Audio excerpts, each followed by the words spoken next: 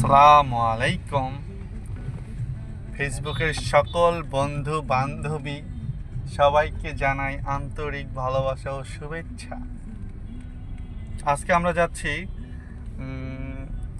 গাজীপুরের সুন্দর একটি জায়গা, সবচেয়ে বেশি যে জায়গাটা খুব ভাইরাল জায়গা, হারিনাল দিয়ে কেশরীটা না ভাই, ওইখানে একটি ভালো একটি আকর্ষণীয় খাবার পাওয়া যায়, খুব ভাইরাল খাবার। এটা আমরা আজকে খাবো। এতদিন তো ভিডিওতে দেখলাম, এখন বাস্তবে আজকে খেয়ে দেখবো যে কেমন হয়।